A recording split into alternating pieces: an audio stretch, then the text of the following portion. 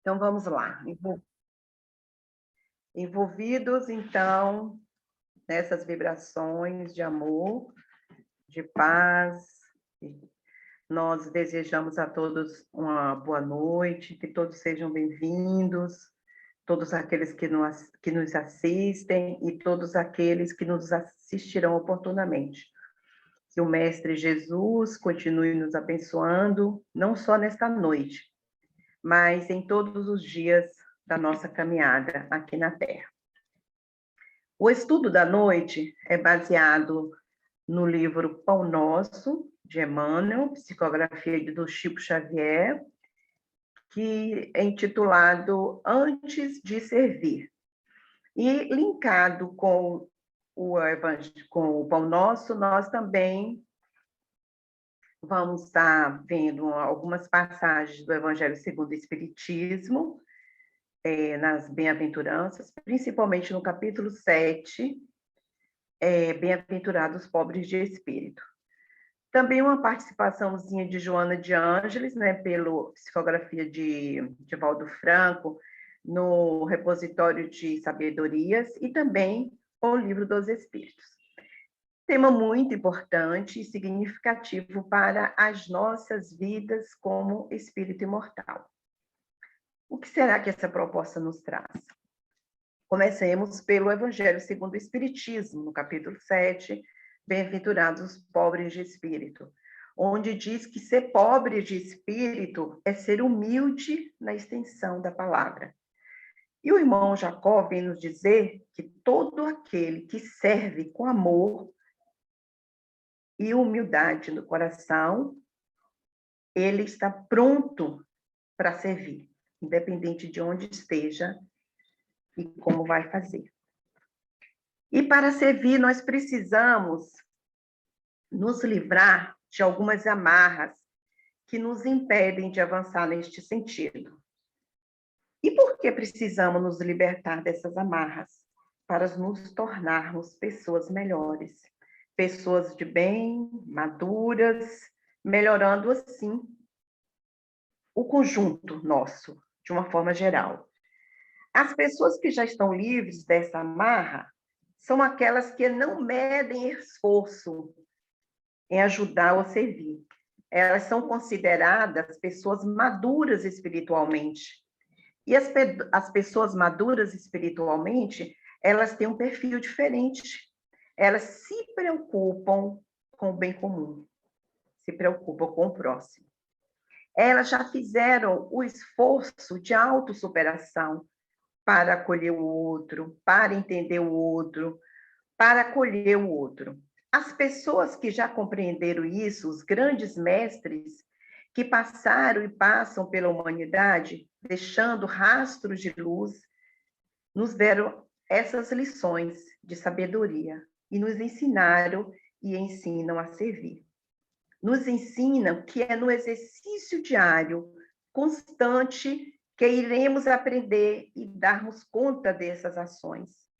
E essas grandes almas conseguem se interessar, trabalhar, não só por aqueles que estão próximos, mas por todos aqueles que estão ligados por nós, tanto pelos laços de consanguinidade, pelos laços afetivos, pelos laços espirituais.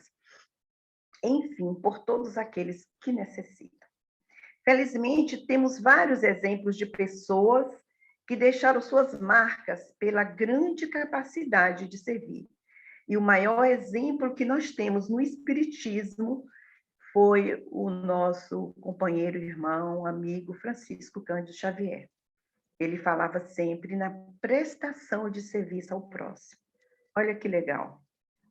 Então, não nos falta referência nesse sentido. E o Espiritismo nos convida o tempo todo para esquecermos de nós mesmos e nos preocuparmos com aqueles que serão companheiros, parceiros da nossa jornada evolutiva. E só crescemos e desenvolvemos pela capacidade de servir ao próximo. E nesses tempos de transição, mais do que nunca, sentimos a nossa deficiência em convivência. Ainda estamos bem distante na condição de bons servidores, seja em nossa casa, seja no trabalho, onde quer que estejamos, enfim. E a pandemia também revelou tudo isso. Será que aprendemos alguma coisa nesses dias ou não? Foi proveitoso ou não? E com isso, necessitamos urgente verificar como está a nossa convivência, principalmente no lar, que é lá o nosso primeiro depositório de resgate, para exercitarmos os talentos a que nos foi confiado. E esse exercício, ele deve ser feito sempre, avaliando a nossa conduta como exercício de reflexão. E não devemos delegar as funções que são de nossas obrigações para terceiros, mas exercitando enquanto co-criadores da vida imortal. Necessitamos fazer uma lista dos nossos afazeres, seja em casa, seja no trabalho, na casa espírita que frequentamos. O exemplo começa primeiro na nossa casa, em nosso lar. Então, servir não é simplesmente começar a fazer as coisas, impelido pelas boas orientações. Na verdade, é uma construção de uma vida inteira, ou de muitas vidas vividas. E como sabemos que uma vida é insuficiente para nos aprimorarmos, então necessário se faz um conjunto de existências para nos colocarmos em condições de servir e servir nas mais diversas situações. Bem servir, é uma prática que faz bem à mente e ao coração. Nós, espíritas, de modo especial, sabemos muito bem, especialmente quando realizamos e participamos das tarefas na casa espírita. E como sabemos, né? E como sentimos isso? E todas as tarefas, sem exceção, são importantes e valiosas para o seu bom e adequado funcionamento. E Joana, nossa amiguinha, que já estamos bem íntimos dela, nos diz que na medida em que progredimos, sentimos uma sensação íntima indescritível e deveras relevante. Vamos nos tornando pessoas melhores, mais agradáveis, de melhor e de mais fácil convivência, úteis, cada vez mais úteis, respeitadas, simples, confiantes, otimistas e mais alegres, sendo altamente beneficiadas por nossa conduta. E mais importante, capazes de favorecer ainda mais as demais pessoas, próximas ou distantes de nós. Ainda que, sem notar, nós estamos, assim, causando uma enorme contribuição à harmonia e ao equilíbrio das relações humanas, da nossa convivência, com aqueles que a gente tem contato no nosso dia a dia, nesta sociedade plural em que todos somos interdependentes em maior ou menor grau. E assim, cada um de nós estamos vivendo nossas experiências, de alguma forma, em algum lugar definido. Hoje, muitos estão entendendo a importância do trabalho, com ou sem remuneração, dedicando verdadeiramente aquilo que faz, com devoção, com compromisso, não só visando o retorno financeiro, mas com o intuito de se ocupar, porque sabemos a importância do trabalho.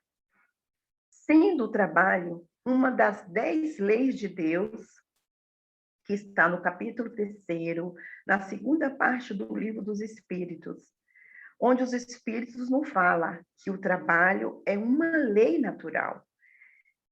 E por isso mesmo é uma necessidade. Toda ocupação útil, os Espíritos nos diz que toda ocupação útil é trabalho. A natureza do trabalho é relativa à natureza das necessidades. E olha que bacana, quanto menos as necessidades são materiais, menos o trabalho é material. Mas não deveis crer, por isso, que o homem fica inativo. A ociosidade seria um suplício em vez de ser um benefício. Como sendo uma lei de Deus, ela está escrita na nossa consciência. E quem desejar e tiver curiosidade, quem nunca viu, no capítulo 3, na segunda parte do Livro dos Espíritos, principalmente na Lei do Trabalho, nas questões 674 a 685, fala dessa importância da Lei do Trabalho como aprimoramento para a nossa vida, que é muito interessante. E lembrando que não é fazer o trabalho de qualquer jeito, mas é fazer o melhor que pudermos, o que é justo. E aí devemos, então, incluir o bem e a sua prática constante em nossa vida diária, de compromissos com a vida, ajudando outras pessoas, auxiliando ao máximo possível, sempre e sempre. Recordemos-nos de que não basta não fazer o mal, é indispensável fazer o bem. Isso também está lá no Livro dos Espíritos, na questão 642, que diz mais: é preciso fazer o bem no limite de nossas forças, porque cada um é responsável por todo o mal que resulte do bem que não tiver feito. Olha a responsabilidade nossa. Algumas vezes não temos olhos de ver nem de perceber o que realmente é necessário fazer para melhorarmos a nós mesmos e ao próximo. E na grande maioria somos convidados ao trabalho, a ajudar, a prover as necessidades, principalmente do outro. E o que não falta hoje são as necessidades de toda a ordem, de toda a natureza. Necessidade daqueles que estão próximos de nós, solicitando nossa atenção, solicitando nosso carinho, nosso empenho. E o nosso compromisso com a família, como está? Com o trabalho, com a escola. Então, onde quer que estejamos, devemos desempenhar as nossas funções, o nosso trabalho para servir. No livro Pão Nosso, no item 4, que é antes de servir, nós vamos estar, de acordo com o dicionário, encontrando o sinônimo dessas palavras. Antes. O que significa antes? É um advérbio que significa em tempo ou lugar anterior. De é uma preposição e servir é trabalhar em favor de algo, ou de alguém, ou de uma instituição, uma ideia, enfim. E toda a mensagem de Emmanuel no livro Pão Nosso, antes dele descrever, ele sempre coloca uma passagem de Jesus. E nessa, antes de servir, ele colocou esta passagem: bem como o Filho do Homem não veio para ser servido, mas para servir. Jesus. Isso está em Mateus 20, 28. Eu vou repetir. Bem como o Filho do Homem não veio para ser servido, mas para servir. Quando Jesus falou essas palavras, ele estava falando de algo que transcendia o seu tempo. Ele não falava do trabalho escravo, nem tampouco do serviço que algumas pessoas eram obrigadas a fazer pelo outro. Ele falava de algo sublime, de cooperação mútua, ele falava de ajuda sem ostentação, ele falava de ajuda sem cobranças. Aí vem Emmanuel falando para a gente a sua mensagem. Em companhia do espírito de serviço, estaremos sempre bem guardados. A criação inteira nos reafirma esta verdade com clareza absoluta. Dos reinos inferiores às mais altas esferas, todas coisas servem a seu tempo. A lei do trabalho, com a divisão e a especialização nas tarefas, prepondera nos mais humildes elementos nos variados setores da natureza. Então, Emmanuel vem nos mostrar que os reinos, os animais, a natureza, todos se movimentam em prol do bem comum. Que todos trabalham, todos agem em favor de algo maior, que é o bem comum. Aí Emmanuel continua. Essa árvore curará enfermidades, aquela outra produzirá frutos. Há pedras que contribuem na construção do lar e outras existem calçando os caminhos. O pai forneceu ao filho a casa planetária. onde cada objeto se encontra em lugar próprio, aguardando somente o esforço digno e a palavra de ordem para ensinar à criatura a arte de servir.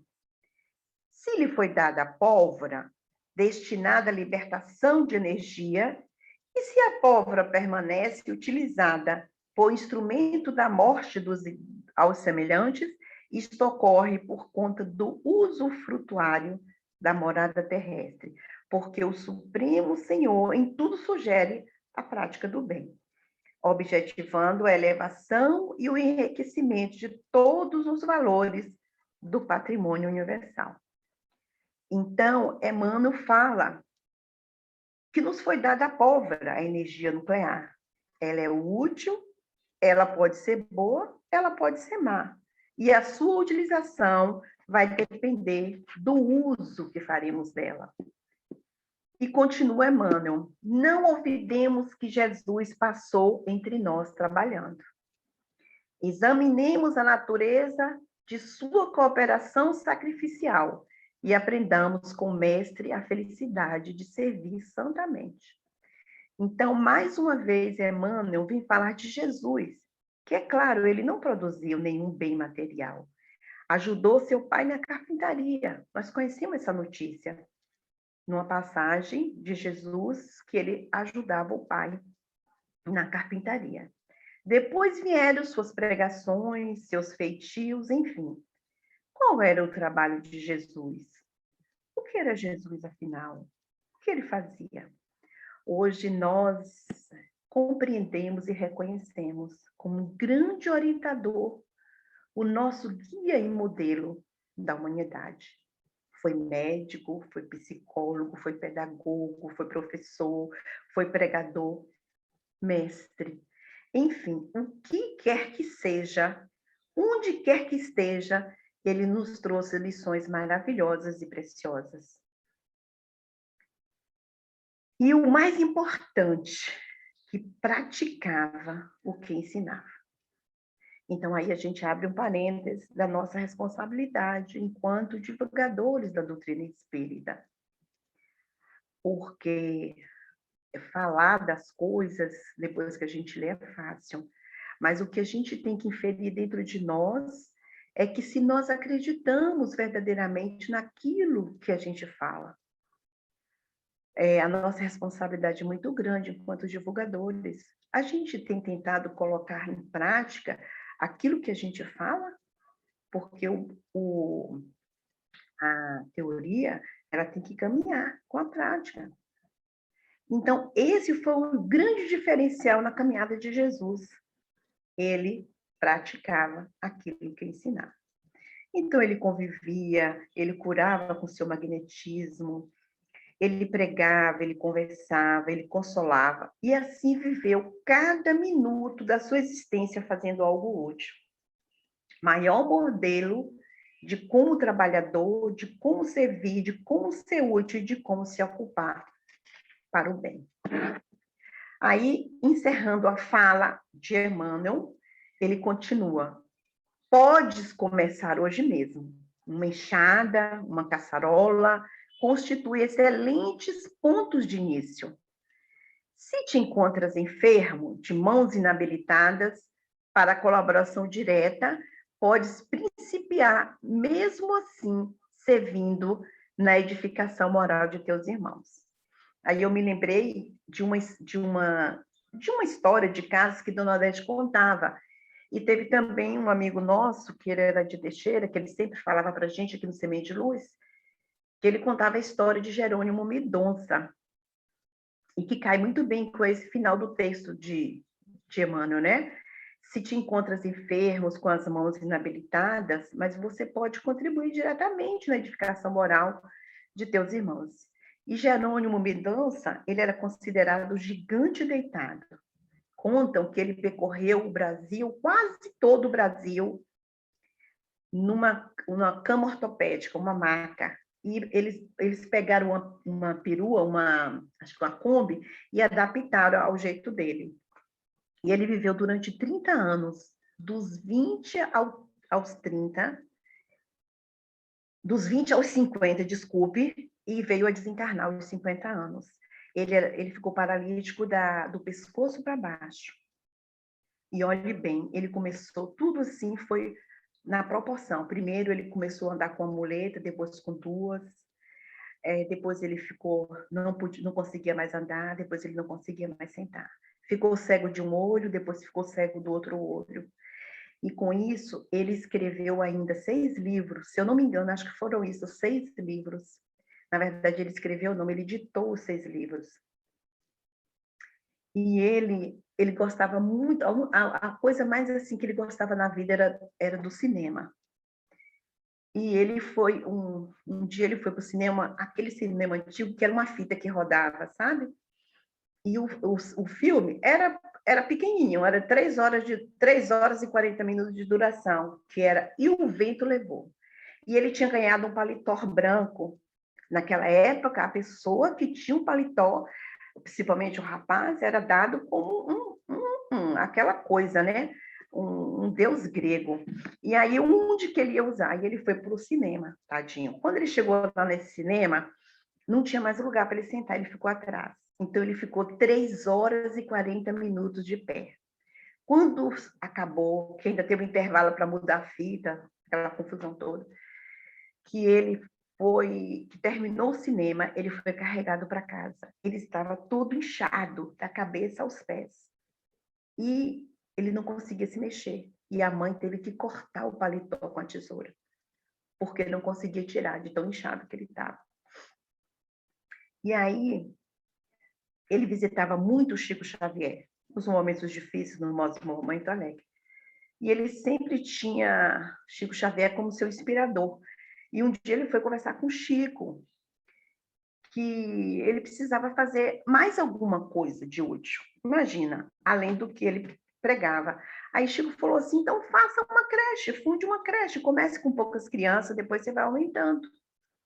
E aí eu vou te ajudar. Aí Chico deu uma quantia de dinheiro para ele veio fazer a creche.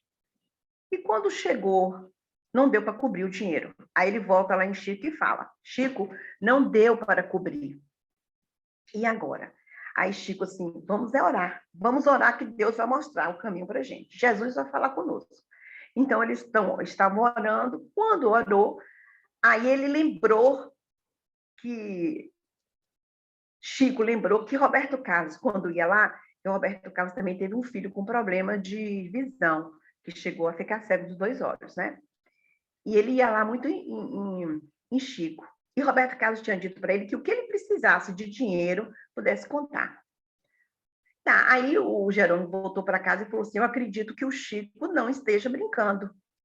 E aí ele soube que o Roberto Carlos ia falar no Canecão. E ele falou assim, então nós vamos para lá. Você imagine que ele paralítico da cintura do pescoço para baixo, ele precisava de quase que 24 horas de alguém para tomar conta dele, porque cego, paralítico.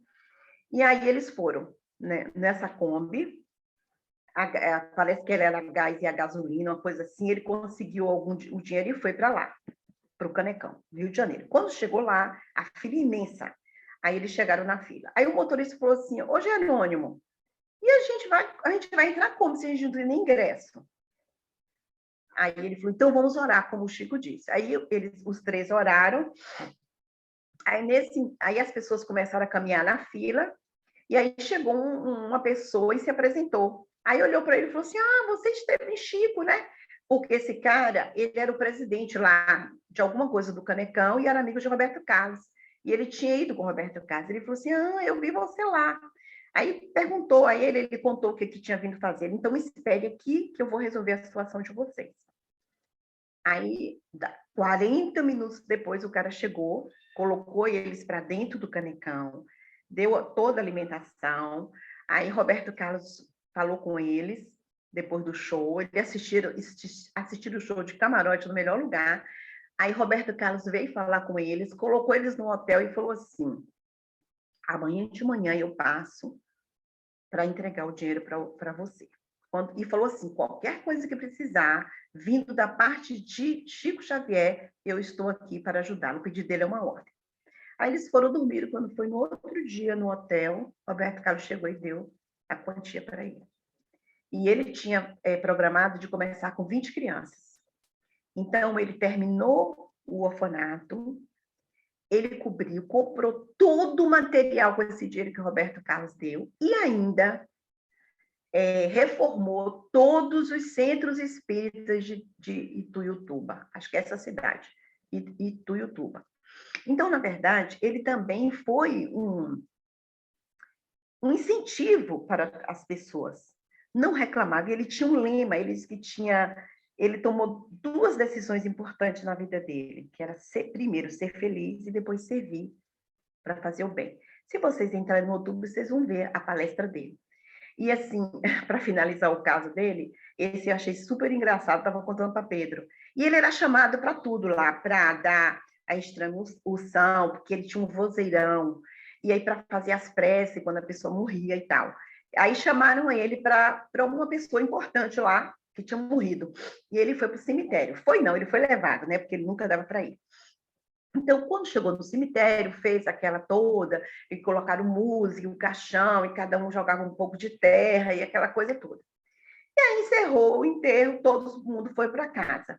Quando chegou assim, em torno de umas 10 e poucas da noite, um amigo dele foi lá ver Jerônimo. Quando chegou lá, perguntou, cadê Jerônimo? Aí a senhora falou assim, não trouxeram ele ainda. Vala-me Deus, ele está lá no cemitério. Aí quando volta, aí ele falou, nossa, Jerônimo vai estar uma arada com a gente. Quando ele chega no cemitério, tá lá ele, tranquilinho, deitado. E aí falaram assim, você ficou zangado? Ele, de jeito nenhum, vocês não sabem que bem que vocês fizeram. Eu orei por todos os defuntos daqui do cemitério, de um por um, tá todo mundo rezado. Então, fiquem tranquilos que nem tudo é mal. Então, todas as atitudes dele eram de bem, assim, de alegria, de bondade, nunca reclamava de nada. E a gente, né? Qualquer coisa a gente está reclamando. Então, as possibilidades para ocupar o nosso tempo são infinitas. E a questão é, temos aproveitado o tempo que recebemos ao renascer? Temos aproveitado o tempo que ainda não temos aproveitado o tempo para cumprirmos a nossa jornada espiritual? Porque a gente é muito cômodo, né? A gente está na situaçãozinha, nos agasalhando agora nesse frio, e a gente toma um chocolatezinho quente, e a gente vai vivendo a nossa vidinha, e a gente nunca lembra do outro, que está lá sofrendo, que está na rua, que não tem onde morar. Quantos de nós perdemos tempo? Perdemos imenso tempo, e as consequências virão nessa vida mesmo, porque todo ato, toda missão traz consequências. Por vezes, não nos dedicamos ao que deveríamos fazer, ao estudo, ao trabalho, e muitas vezes reclamamos e criamos dificuldades que nós mesmos enfrentaremos.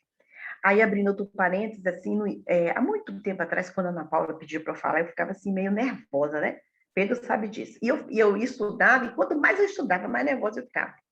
Depois eu falei, peraí, o estudo é um aprimoramento, é uma dedicação, e a gente vai aprendendo cada vez mais com o estudo, porque quando a Ana Paula me dá o tema para eu estudar, é um mês, aí eu vou procurando, vou assistindo alguma coisa, eu vou buscando na literatura espírita, principalmente nas obras de Kardec, vou linkando as coisas, e a gente vai tendo as intuições, né? Os nossos anjos da guarda, quando a gente está bem intencionado, ele vai mostrando para a gente. E eu vou estudando, eu vou estudando. Então, Ana Paula, eu fico muito agradecida, viu? Não se preocupe, não. Você pode botar eu para falar, tá? Porque eu vou estudar cada vez mais.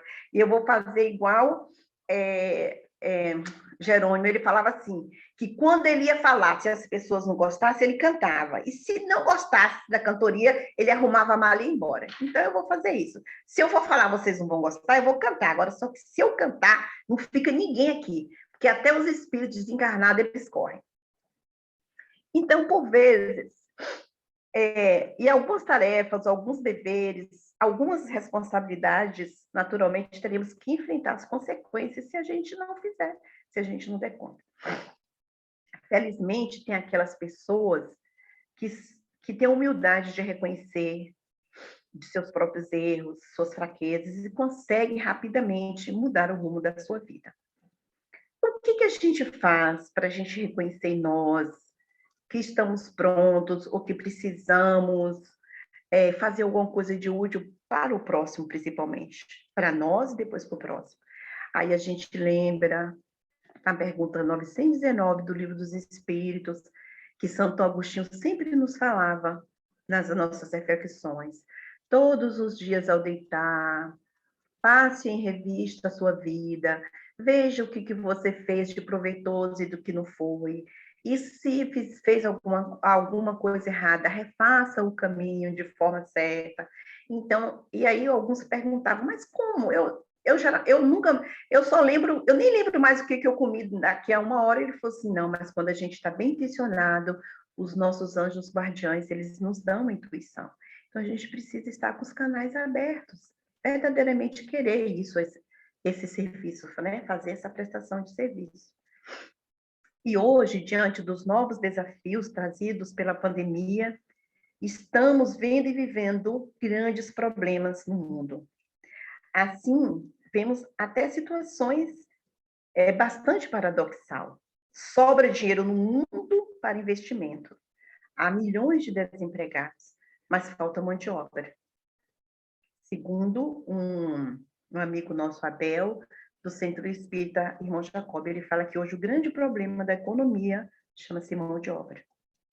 Então, as pessoas não se prepararam, ou não estão preparadas, ou não conseguiram se adaptar diante dos novos tempos, diante dos novos desafios, porque houve e haverá mudanças grandes no curso da vida, de forma rápida, vivendo assim situações extremamente embaraçosas.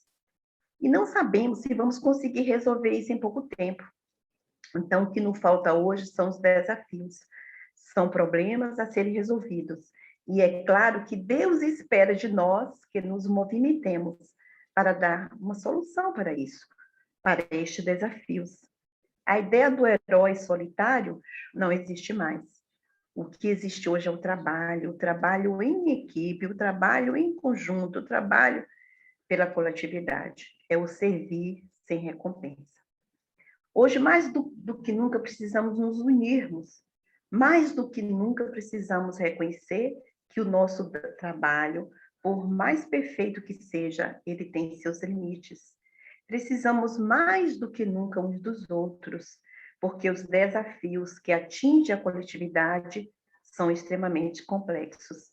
Então, servir hoje é um desafio. Trabalhar para o bem comum é um permanente desafio. A vida nos chamamos para nos candidatarmos a todo momento.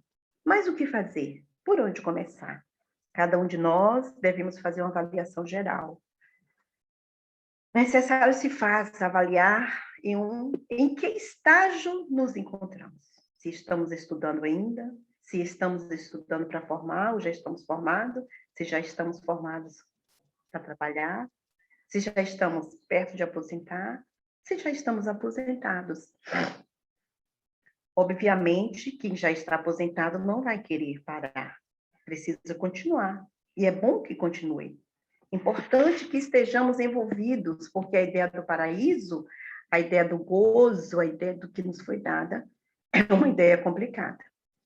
Muita gente aspira pelas férias, suspira pela aposentadoria.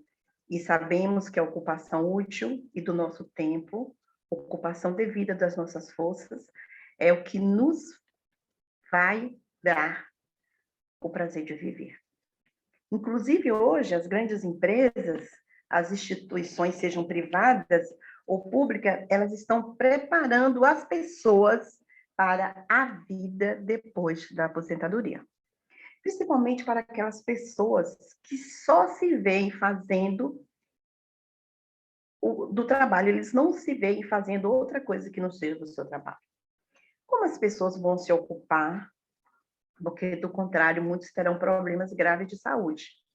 Aí eu me lembro que Luciana, nossa filha, quando ela foi fazer o internato em Salvador, e ela passou por um médico, um endócrino, que é parente nosso, doutor Osmário, que ele falava assim, que quando a pessoa se aposenta, o primeiro ano é só diversão, curtição, viagem, aí o segundo ano é depressão, e o terceiro ano é caixão. Então, no segundo ano em diante, né, vem a depressão, o transtorno de toda a natureza, porque não se deve parar de trabalhar abruptamente. Então, existe hoje toda uma preparação para as pessoas estarem ocupadas prazerosamente, fazendo coisas significativas, tarefas que fazem bem, mas também que visem o bem das outras pessoas, o bem comum.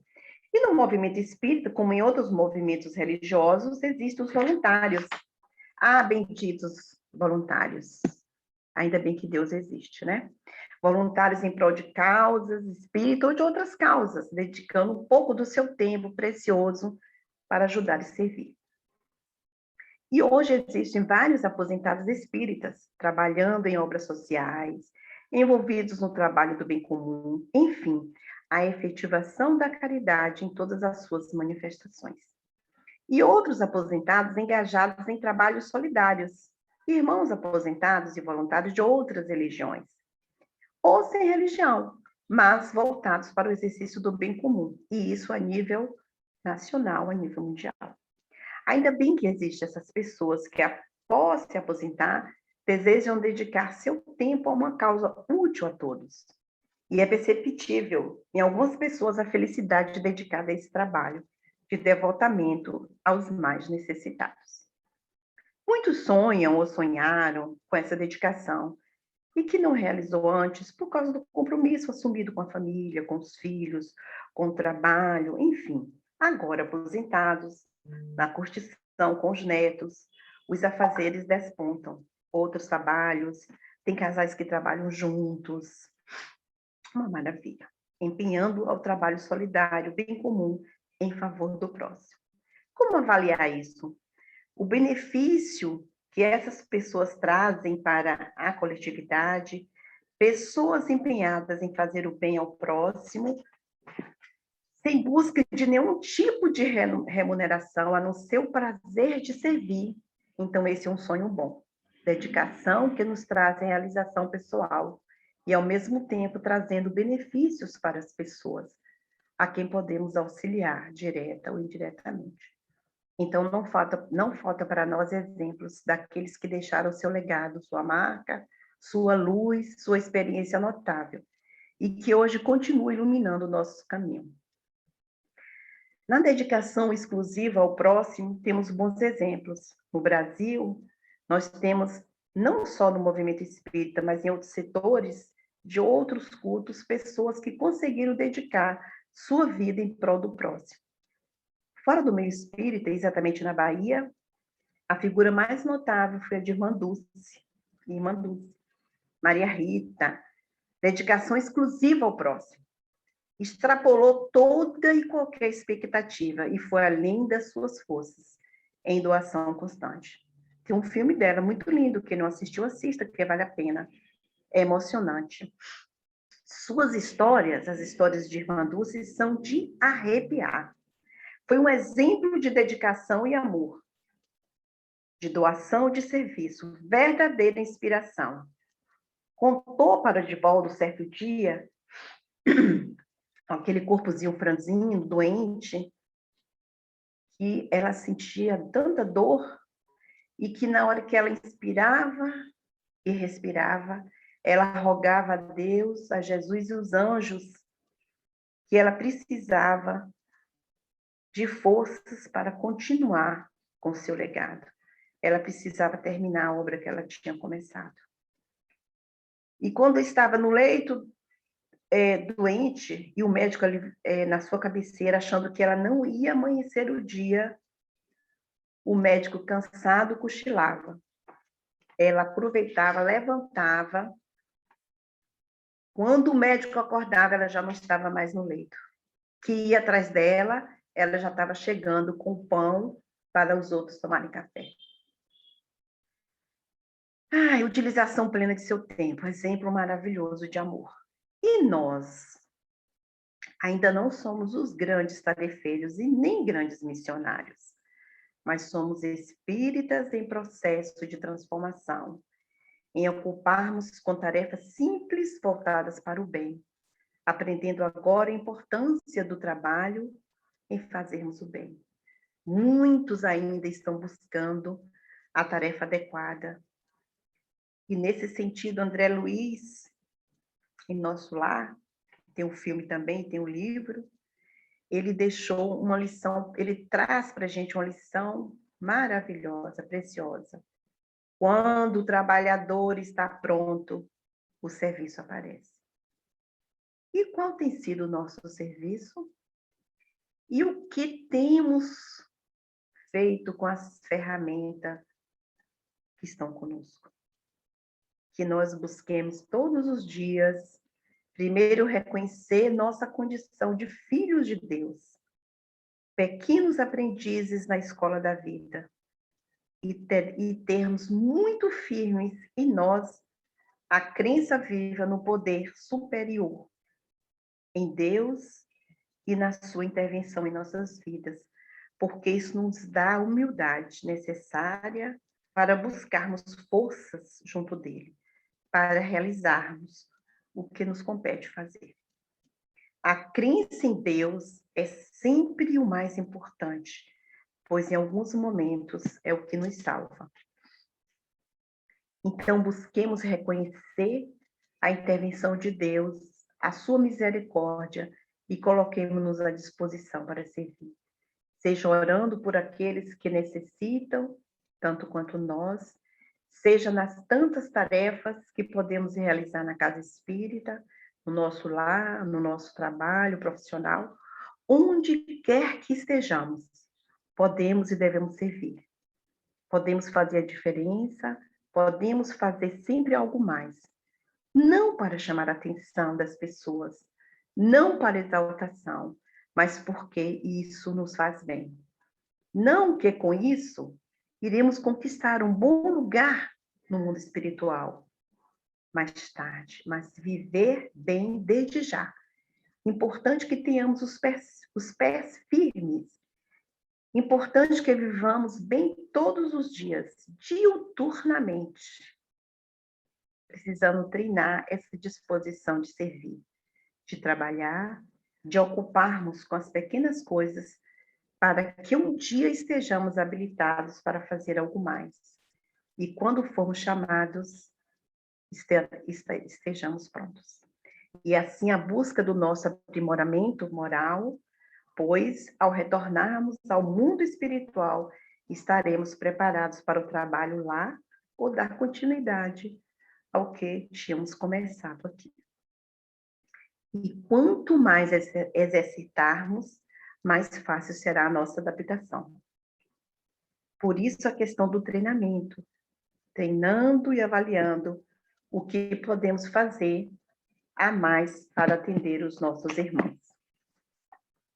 Muitos desafios nos esperam. Os desafios são imensos. E o que estamos esperando? E o que estamos fazendo? Estamos vendo a necessidade alheia? E estamos buscando ajuda verdadeira para aqueles que estão à nossa volta? E Joana de Ângeles vem, nos esclarece, nos aconselha e orienta. Olha o que Joana de Ângeles nos diz. Seja a honra de quem serve a satisfação de servir. Sai na direção do dia de sol para servir.